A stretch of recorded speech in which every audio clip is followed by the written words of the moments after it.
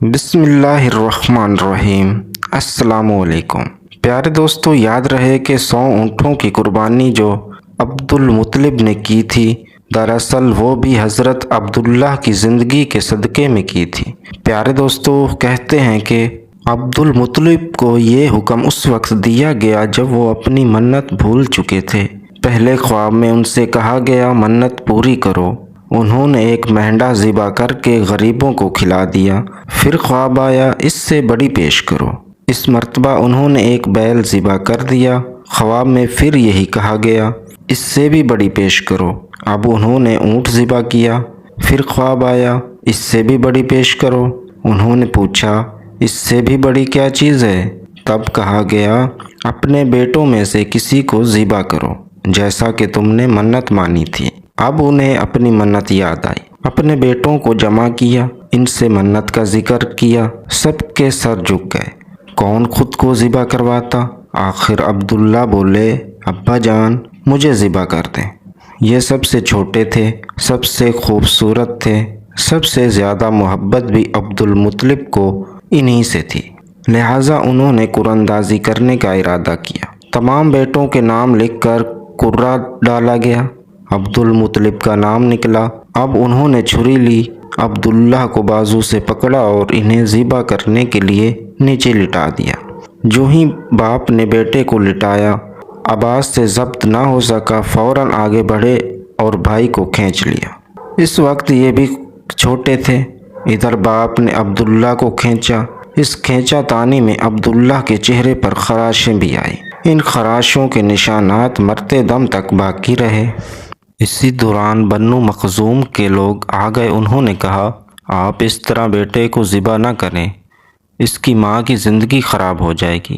اپنے رب کو راضی کرنے کے لیے بیٹے کا فدیہ دے دیں۔ اب سوال یہ تھا کہ فدیہ کیا دیا جائے۔ اس کی ترکیب یہ بتائی گئی کہ کاغذ کے ایک ٹکڑے پر 10 اونٹ لکھے جائیں، دوسرے پر عبداللہ کا نام لکھا جائے۔ اگر 10 اونٹ والی پرچی نکلے تو 10 اونٹ قربان کر دیے جائیں۔ اگر عبداللہ والی پرچی نکلے تو 10 اونٹ کا اضافہ کر دیا جائے۔ پھر 20 اونٹ والی پرچی اور عبداللہ والی پرچی ڈالی جائے۔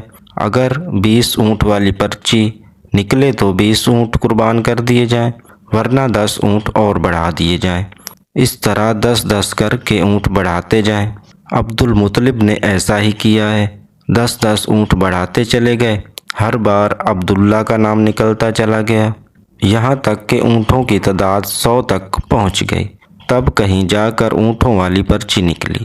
اس طرح ان کی جان کے بدلے 100 اونٹ قربان کیے گئے۔ عبد المطلب کو اب پورا اطمینان ہو گیا کہ اللہ تعالیٰ نے عبداللہ کے بدلہ 100 اونٹوں کی قربانی منظور کر لی ہے۔ انہوں نے کعبے کے پاس 100 اونٹ قربان کیے اور کسی کو کھانے سے نہ روکا۔ سب انسانوں، جانوروں اور پرندوں نے ان کو کھایا۔ امام ظاہری کہتے ہیں کہ عبد المطلب پہلے آدمی ہیں جنہوں نے آدمی کی جان کی قیمت 100 اونٹ دینے کا طریقہ شروع کیا۔ اس سے پہلے 10 اونٹ دیے جاتے تھے۔ اس کے بعد یہ طریقہ سارے عرب میں جاری ہو گیا، گویا قانون بن گیا کہ آدمی کا فدیہ 100 اونٹ ہے۔ نبی کریم صلی اللہ علیہ وآلہ وسلم کے سامنے جب یہ ذکر آیا تو آپ نے اس فدیے کی تصدیق فرمائی، یعنی فرمایا یہ درست ہے، اور اسی بنیاد پر نبی کریم صلی اللہ علیہ وآلہ وسلم فرماتے ہیں میں 2 ذبیحوں یعنی حضرت اسماعیل علیہ السلام اور حضرت عبداللہ کی اولاد ہوں۔ حضرت عبداللہ قریش میں سب سے زیادہ حسین تھے۔ ان کا چہرہ روشن ستارے کی مانند تھا۔ قریش کی بہت سی لڑکیاں ان سے شادی کرنا چاہتی تھی، مگر حضرت عبداللہ کی حضرت آمنہ سے شادی ہوئی۔ حضرت آمنہ وہب بن عبد مناف بن زہرہ کی بیٹی تھی۔ شادی کے وقت حضرت عبداللہ کی عمر 18 سال تھی۔ یہ شادی کے لیے اپنے والد کے ساتھ جا رہے تھے۔ راستے میں ایک عورت کعبہ کے پاس بیٹھی نظر آئی۔ یہ عورت ورقہ بن نوفل کی بہن تھی۔ ورقہ بن نوفل قریش کے ایک بڑے عالم تھے۔ ورقہ بن نوفل سے ان کی بہن نے سن رکھا تھا کہ وقت کے آخری نبی کا ظہور ہونے والا ہے، اور ان کی نشانیوں میں سے ایک نشانی یہ ہوگی کہ ان کے والد کے چہرے میں نبوت کا نور چمکتا ہوگا۔ جو ہی انہوں نے عبداللہ کو دیکھا فوراً ان کے ذہن میں یہ بات آئی۔ اس نے سوچا ہو نہ ہو یہ وہ شخص ہے جو پیدا ہونے والے نبی کے باپ ہوں گے۔ چنانچہ اس نے کہا اگر تم مجھ سے شادی کر لو تو میں بدلے میں تمہیں اتنے ہی اونٹ دوں گی جتنے تمہاری جان کے بدلے میں ذبح کیے گئے تھے۔ اس پر انہوں نے جواب دیا میں اپنے باپ کے ساتھ ہوں، ان کی مرضی کے خلاف کچھ نہیں کر سکتا، نہ ان سے الگ ہو سکتا ہوں، اور میرے والد باعزت آدمی ہیں، اپنے قوم کے سردار ہیں۔ بہرحال ان کی شادی حضرت آمنہ سے ہو گئی۔ آپ قریش کی عورتوں میں نسب اور مقام کے اعتبار سے افضل تھی۔ حضرت آمنہ حضرت عبداللہ کے گھر آ گئی۔ آپ فرماتی ہیں جب میں ماں بننے والی ہوئی تو میرے پاس ایک شخص آیا، یعنی ایک فرشتہ انسانی شکل میں آیا۔ اس وقت جاگنے اور سونے کی درمیانی حالت میں تھی۔ عام طور پر اس حالت کو غنودگی کہا جاتا ہے۔ اس نے مجھ سے کہا کیا تمہیں معلوم ہے تم اس امت کے سردار اور نبی کی ماں بننے والی ہو؟ اس کے بعد وہ پھر اس وقت آیا جب نبی کریم صلی اللہ علیہ وآلہ وسلم پیدا ہونے والے تھے۔ اس مرتبہ اس نے کہا جب تمہارے ہاں پیدائش ہو کہنا میں اس بچے کے لیے اللہ کی پناہ چاہتی ہوں ہر حسد کرنے والے کے شر اور برائی سے۔ پھر تم اس بچے کا نام محمد رکھنا، کیونکہ ان کا نام تورات میں احمد ہے اور زمین و آسمان والے ان کی تعریف کرتے ہیں، جبکہ قرآن میں ان کا نام محمد ہے اور قرآن ان کی کتاب ہے۔ ایک روایت کے مطابق فرشتے نے ان سے کہا تم وقت کے سردار کی ماں بننے والی ہو، اس بچے کی نشانی یہ ہوگی کہ اس کے ساتھ ایک نور ظاہر ہوگا جس سے ملک شام اور بصرہ کے محلات بھر جائیں گے۔ پیارے دوستو، یاد رہے کہ حضرت عبداللہ کے چہرے پر جو نور چمکتا تھا شادی کے بعد وہ حضرت آمنہ کے چہرے پر آ گیا تھا۔ امام ظاہری فرماتے ہیں حاکم نے یہ روایت بیان کی ہے اور اس کو صحیح قرار دیا ہے کہ صحابہ رضی اللہ تعالی عنہ نے حضور نبی کریم صلی اللہ علیہ وآلہ وسلم سے عرض کیا اے اللہ کے رسول ہمیں اپنے بارے میں کچھ بتائیے۔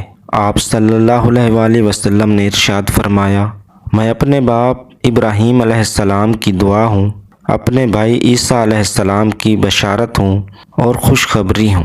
جب میں اپنی والدہ کے شکم میں آیا تو انہوں نے دیکھا گویا ان سے ایک نور ظاہر ہوا ہے جس سے ملک شام اور بصرہ کے محلات روشن ہو گئے۔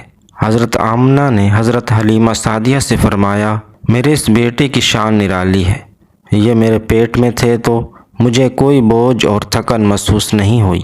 حضرت عیسیٰ علیہ السلام وہ آخری پیغمبر ہیں جنہوں نے آپ صلی اللہ علیہ وآلہ وسلم کی آمد کی خوشخبری سنائی۔ اس بشارت کا ذکر قرآن میں بھی ہے۔ سورہ صف میں اللہ تعالیٰ فرماتے ہیں اور اسی طرح وہ وقت بھی قابل ذکر ہے جب کہ عیسیٰ ابن مریم علیہ السلام نے فرمایا کہ اے بنی اسرائیل میں تمہارے پاس اللہ کا بھیجا ہوا آیا ہوں کہ مجھ سے پہلے تورات آ چکی ہے، میں اس کی تصدیق کرنے والا ہوں اور میرے بعد ایک رسول آنے والا ہے، ان کا نام مبارک احمد ہوگا، میں ان کی بشارت دینے والا ہوں۔ اب چونکہ حضرت عیسیٰ علیہ السلام یہ بشارت سنا چکے تھے اس لیے ہر دور کے لوگ آپ صلی اللہ علیہ وآلہ وسلم کی آمد کا بے چینی سے انتظار کر رہے تھے۔ ادھر آپ کی پیدائش سے پہلے ہی حضرت عبداللہ انتقال کر گئے۔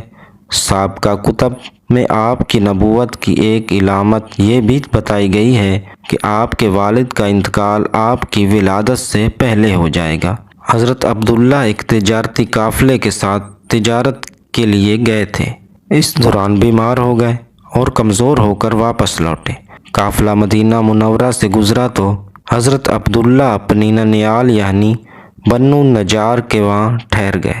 ان کی والدہ بنو نجار سے تھی، ایک ماہ تک بیمار رہے اور انتقال کر گئے، انہیں یہیں دفن کر دیا گیا۔ تجارتی قافلہ جب حضرت عبداللہ کے بغیر مکہ مکرمہ پہنچا اور عبد المطلب کو پتہ چلا کہ ان کے بیٹے عبداللہ بیمار ہو گئے اور مدینہ منورہ میں اپنی ننیال میں ہیں تو انہیں لانے کے لیے عبدالمطلب نے اپنے بیٹے زبیر کو بھیجا۔ جب یہ وہاں پہنچے تو عبداللہ کا انتقال ہو چکا تھا۔ آپ صلی اللہ علیہ وآلہ وسلم اس دنیا میں اپنے والد کی وفات کے چند ماہ بعد تشریف لائے۔ پیارے دوستو، ہم اپنی آنے والی ویڈیو میں حضور کریم صلی اللہ علیہ وآلہ وسلم کی ولادت کی تفصیلی ویڈیو بیان کریں گے جو معجزات سے بھری ہوگی۔ آپ نے وہ ویڈیو لازمی دیکھنی ہے۔